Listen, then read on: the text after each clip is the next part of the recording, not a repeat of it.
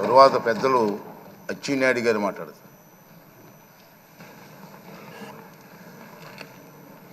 అధ్యక్ష, 16వ శాసనసభకి శాసనసభాపతిగా, అందులో మా ఉత్తరాంధ్ర జిల్లాల నుంచి 5వ శాసనసభాపతిగా ఎన్నికైనందుకు తెలుగు ప్రజల తరపున, ముఖ్యంగా ఉత్తరాంధ్ర ప్రజల తరపున, తెలుగుదేశం పార్టీ తరపున హృదయపూర్వకంగా మీకు అభినందనలు తెలియజేస్తున్నాను. స్వాతంత్రం వచ్చిన తర్వాత 37 సంవత్సరాలు కొన్ని వర్గాలకే పరిపాలన పరిమితమైనటువంటి సందర్భంలో 1982వ సంవత్సరంలో విశ్వవిఖ్యాత నట సార్వభౌములు నందమూరి తారక రామారావు గారు తెలుగుదేశం పార్టీ స్థాపించారు.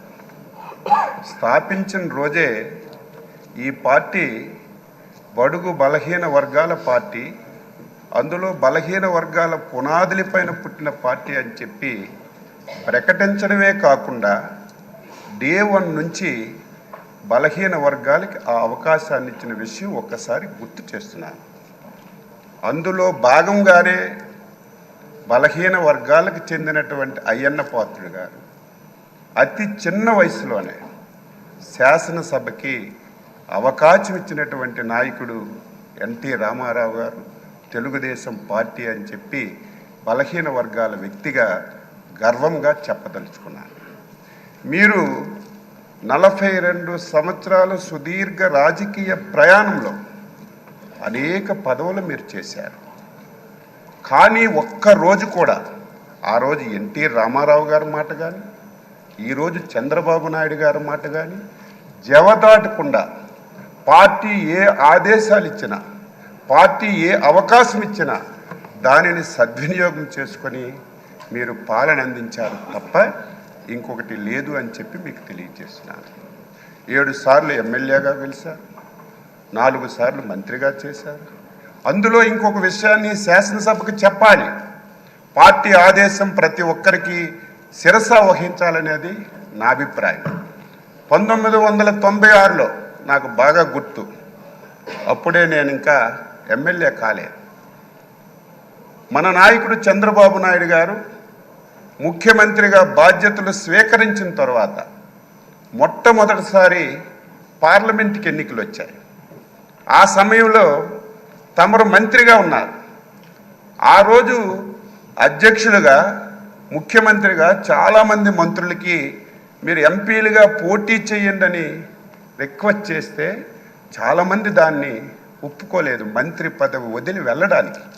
కానీ ముందుకొచ్చి నేను వెళ్తానని చెప్పి 96లో అధినేత మాటకి జవదాటి నిలబడి వ్యక్తి గౌరవనీయులు శ్రీ అయ్యన్న పాత్రుడు గారని నేను ఒక గర్వంగా చెప్పదలుచుకున్నాను. ఈరోజు బలహీన వర్గాలకి తెలుగుదేశం పార్టీ ఎన్టీ రామారావు గారు ఇచ్చారు, చంద్రబాబు నాయుడు గారు ఇచ్చారు. ఈరోజు ఎన్డీఏ పార్ట్నర్స్తో సహా ఆ విధానాన్ని కొనసాగిస్తున్నారు. ఈరోజు మీకు శాసనసభాపతిగా ఎన్నుకోవడం ఇది ఒక చరిత్ర. ఈరోజు నిన్నటి వరకు ఓట్ల గురించి, రాజకీయం గురించి, నా ఎస్సీలు, నా బీసీలు, నా మైనారిటీలు అని ఓకదంపుడు ఉపన్యాసాలు ఇచ్చినటువంటి కొన్ని పార్టీలు, కొంతమంది వ్యక్తులు, ఆ పార్టీ పేరు చెప్తే మనకే నష్టం, ఆ వ్యక్తుల పేర్లు చెప్తే మనకే నష్టం. అటువంటి పార్టీలు ఒక బలహీన వర్గాలకు చెందిన వ్యక్తిని ఎన్డీఏ ఆ స్థానంలో కూర్చోపెడితే ఈ ఘట్టాన్ని చూడడానికి కూడా ఇష్టం లేనటువంటి పార్టీలు, నాయకులు ఈరోజు రాష్ట్రంలో ఉండడం బాధ కలుగుతుందని ఈ సందర్భంగా తెలియచేస్తున్నారు. మీరు చాలా పోర్ట్ఫోలియోలు చేశారు. ఏ పోర్ట్ఫోలియో చేసినా ఆ పోర్ట్ఫోలియోనే వన్ని తీసుకొచ్చారు. ఆ పోర్ట్ఫోలియోల ద్వారా ఈ రాష్ట్రానికి ఎనలేనటువంటి మేలు చేశారు.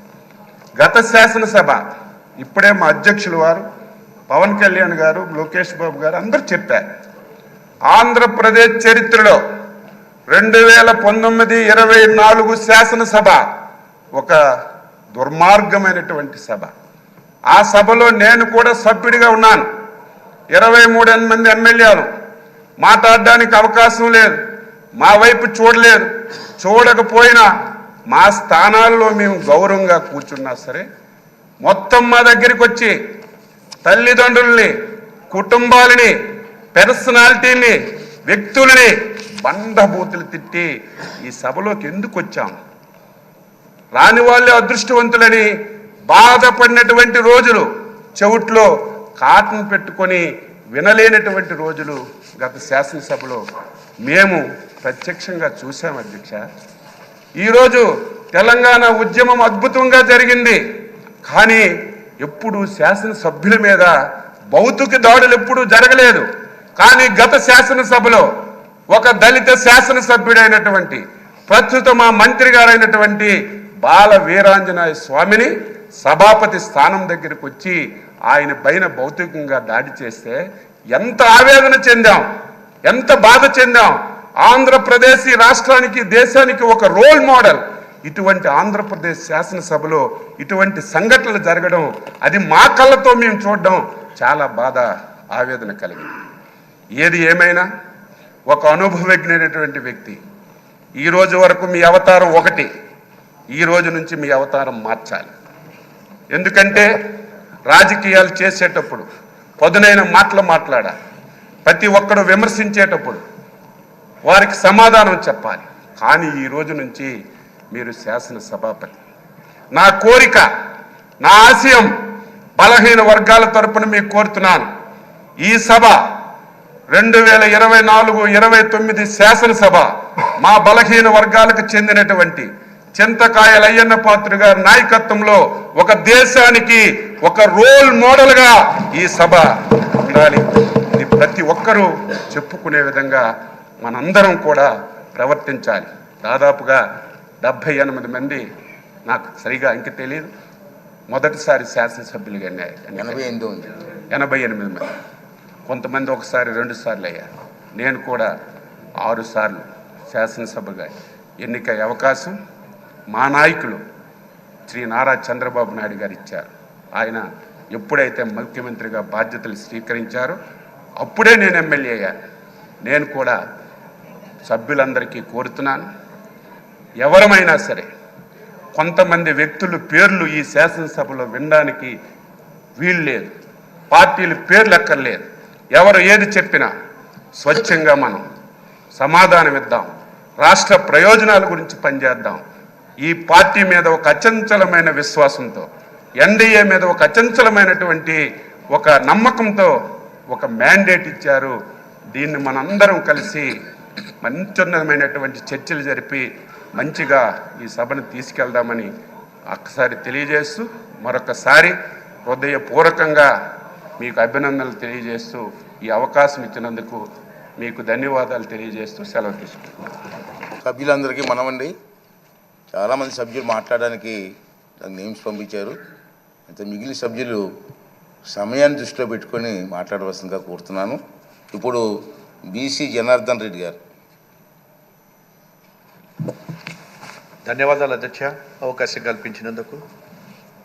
అదేవిధంగా ఈరోజు 16వ సభాపతిగా ఎన్నికైనందుకు చాలా గర్వంగా ఉంది. ఎందుకంటే ఎంతో అనుభవం గల నాయకుడిగా తెలుగుదేశం పార్టీలో పుట్టినప్పటి నుంచి కూడా మీరు కంటిన్యూ అవుతూ ఈరోజు అగ్రస్థానంలో మీరు కూర్చోవడం చాలా సంతోషంగా ఉంది. అదేవిధంగా నాకు R&B శాఖ మంత్రిగా ఇచ్చినటువంటి మా గౌరవ ముఖ్యమంత్రి శ్రీ నారా చంద్రబాబు నాయుడు గారు R&B శాఖ ఇవ్వడం జరిగింది. మీరు కూడా R&B శాఖ మంత్రిగా చాలా కాలం పాటు చేశారు. ఖచ్చితంగా కూడా మీ యొక్క ఆలోచనలు చేసుకొని ఈ రాష్ట్రంలో అభివృద్ధి చేయడానికి కూడా మీ సలహా సహకారాలు కోరుతారని చెప్పి కూడా కోరుకుంటున్నాను అధ్యక్ష. ఇక్కడ అధ్యక్ష, ఎందుకంటే ఒక శాసనసభ్యుడిగా నేను ఒకసారి మొదట 2014 నుంచి 19 వరకు ఉన్నాను. అదేవిధంగా రెండవసారి ఓడిపోయిన తర్వాత తెలుగుదేశం పార్టీ అధికారంలో రాకుండా వైఎస్ఆర్ పార్టీ అధికారంలోకి వచ్చినప్పుడు ఈ అక్రమ కేసులు పెట్టినప్పుడు ఆ బాధ నేను అనుభవించాను అధ్యక్ష. 32 రోజులు నన్ను జైల్లో పెట్టి, అది కూడా ఎక్కడో అక్కడ దగ్గరలో ఉన్నటువంటి ఆళ్ళగడ్డనో అక్కడ దగ్గర ఉన్నటువంటి కర్నూలు కాకుండా ఆదోని అనేటువంటి మాకు సంబంధం లేని ప్రాంతానికి తీసుకెళ్లి లోపల పెట్టినప్పుడు ఈ అక్రమ కేసులు తమరి మీద పెట్టినప్పుడు ఏ విధంగా బాధ ఉంటుందో అనుభవించినటువంటి నాకు కూడా తెలుసు అధ్యక్ష. ఆ కుటుంబ సభ్యుల మనోవేదన, అదేవిధంగా జరిగిన అవమానాలు, పోలీస్ అధికారులు మాట్లాడేటువంటి మాటలు, కార్యకర్తలను వేధించినటువంటి కూడా కళ్ళతో నేను అనుభవించాను అధ్యక్ష. అటువంటిది మీ మీద ఎన్ని అక్రమ కేసులు పెట్టినా, ఎన్ని ఇబ్బందులు వచ్చినా పార్టీకి ఒక సైనికుడిగా ఉన్నారు మీరు. అదేవిధంగా కార్యకర్తలందరూ కూడా వైఎస్ఆర్ పార్టీ వచ్చిన తర్వాత అనేక నియోజకవర్గాల ఇబ్బందులు పడుతూ ఉంటే అక్కడ మీటింగులు పెట్టి కార్యకర్తలకు వారికి ధైర్యం కూడా చెప్పారు అధ్యక్ష. మీరు ధైర్యం చెప్పడమే కాకుండా పోరాడితే పోయేదేముంది, పోరాడుదాము అని చెప్పి అనేక మంది కార్యకర్తలకు, నాయకులకు మీరు ఒక స్ఫూర్తిదాతగా నిలిచినటువంటిది నేను కళ్ళతో కానీ చూడడం కానీ జరిగింది అధ్యక్ష. ఇక్కడ తమరిని ఒకటే కోరుతా ఉన్నాం అధ్యక్ష. ఈరోజు ఎవరైతే అక్కడ ప్రతిపక్షంలో ఉన్నటువంటి నాయకులు, ప్రతిపక్షం వద్దని ఇందాక కూడా మనం కూడా అనుకున్నాం అధ్యక్ష. మరి ఆ పోరాటం చేసి ఎన్నో అవమానాలు చేసిన మా నాయకుడిని మాటలు మాట్లాడిన వారు పిరికి పందలు, కనీసం ఈరోజు వారు గెలిచిన 11 మంది బాధ్యత వారికి సభ జరిగేటప్పుడు ప్రజా సమస్యల మీద కానీ ప్రజల కోరిక ఏదైనా ఉన్నప్పుడు కానీ వారిని వినపడి ఇక్కడ ఉండి మాట్లాడవలసిన బాధ్యత ఉంది. అంటే ఇప్పుడు ప్రజలు కూడా గుర్తిస్తారు అధ్యక్ష. లాస్ట్కి మరి ఆ 11 స్థానాలు కూడా పోకుండా పోతాయి అధ్యక్ష. ఎందుకంటే వారికి ఒక బాధ్యత ఎన్నిక ఇచ్చిన తర్వాత వారు కూడా ఇక్కడ ఉండి సభలో మాట్లాడవలసిన అవసరం ఉంటుంది అధ్యక్ష. ఏది ఏమైనప్పటికీ మిమ్మల్ని ఆ స్థానంలో కూర్చోబెట్టినటువంటి ప్రతి ఒక్కరికి కూడా ఈరోజు మిమ్మల్ని గౌరవమైనటువంటి ప్రారంభం చేసినందుకు ప్రతి ఒక్కరికి కూడా ధన్యవాదాలు తెలియజేస్తూ, భవిష్యత్తులో మీ యొక్క ఆదేశాల ప్రకారం మేము అందరం కూడా చేస్తామని చెప్పి సెలవిస్తూ మీకు అవకాశం ఇచ్చేందుకు మీకు ధన్యవాదాలు తెలియజేస్తున్నాను అధ్యక్ష. మంత్రి గారు కొల్లు రవీంద్ర గారు.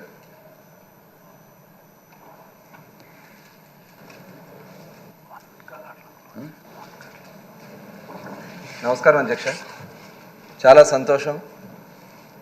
16వ శాసనసభకి మరి స్పీకర్గా చంద్రబాబు నాయుడు గారు, పవన్ కళ్యాణ్ గారు, అలాగే భారతీయ జనతా పార్టీ అందరు ఎమ్మెల్యేలు కూడా మరి మీ నాయకత్వంలో ఈరోజు ఈ సభ నిర్వహణ చేసుకోవడానికి ఒక బలహీన వర్గాల వ్యక్తిగా మీరు ఈ రాష్ట్రానికి చూపించినటువంటి నాయకత్వ స్ఫూర్తిని మనస్ఫూర్తిగా మరి అభినందించుకుంటూ, మరి చింతకాల అయ్యన్న పాత్రుడు గారంటే ఒక అభిమాన పాత్రుడిగా ఈ రాష్ట్రంలో ఉన్నటువంటి ప్రతి ఒక్క తెలుగు బిడ్డ, ఒక ఆంధ్ర రాష్ట్రమే కాదు అధ్యక్ష, ఉమ్మడి మరి ఆంధ్ర రాష్ట్రంలో తెలియని వ్యక్తి ఉండరు అధ్యక్ష.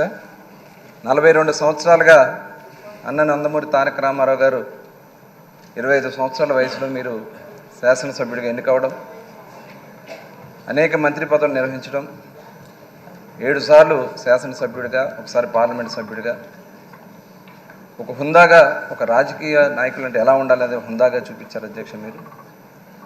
మరి అటువంటి మీకు గత 5 సంవత్సరాలు ఎన్ని ఇబ్బందులు కలిగించారో ప్రతి ఒక్కరూ కూడా బాధపడ్డారు అధ్యక్ష. నిజంగా ఆ రోజు ఈ రాష్ట్రం ఏమైపోతా ఉంది, ఇంత పెద్ద 66 సంవత్సరాల వయసులో కూడా వారిని కూడా వేధిస్తున్నారని చెప్పి ప్రతి ఒక్క ఆంధ్రుడికి బాధపడ్డారు అధ్యక్ష. మరి ఈరోజు తిరిగి మీరు ఒక ఉన్నత స్థానంలో కూర్చోవడం, ప్రధానంగా ఈ అసెంబ్లీలో చాలా అవమానాలు జరిగినాయి అధ్యక్ష ఎమ్మెల్యేలకి. ఆ రోజున మేము చూసాం, బండబూతులు మాట్లాడారు అధ్యక్ష. ఈ దేవాలయం లాంటి ఈ అసెంబ్లీలో బూతులు మాట్లాడిన వ్యక్తులు ఇవాళ అడ్రస్ లేకుండా పోయారంటే నిజంగా ప్రజాస్వామ్యంలో అది సాధ్యమయ్యేదానికి ఇది ఒక నిదర్శనం అధ్యక్ష. ఖచ్చితంగా ఇవాళ ఆంధ్ర రాష్ట్రం ప్రజలు కోరుకున్నారు అధ్యక్ష. ఇవాళ మొక్కుకున్నారు, చెట్టుని పుట్టని దేవుడిని అందరినీ మొక్కుకున్నారు. ఈ రాష్ట్రంలో అరాచక ప్రభుత్వం పోవాలని, చంద్రబాబు నాయుడు గారి నాయకత్వంలో మళ్ళీ ఈ రాష్ట్రం అభివృద్ధి చెందాలని ప్రతి ఒక్కరు కూడా కోరుకున్నారు. మరి ఆ విధంగా ఈ సభను నిర్వహించాలని, తప్పకుండా ప్రతి ఒక్కరు కూడా ఈ సభ కార్యక్రమాలు ఉపయోగించుకుని ఈ రాష్ట్ర అభివృద్ధిలో భాగస్వాములు కావాలని మరొకసారి కోరుకుంటూ, మరి ఈరోజు మీరు ఆ స్థానంలో కూర్చోవడం మా అందరికీ కూడా ఆనందంగా ఉందని మరొకసారి తెలియజేసుకుంటూ ధన్యవాదాలు తెలియజేస్తున్నాను.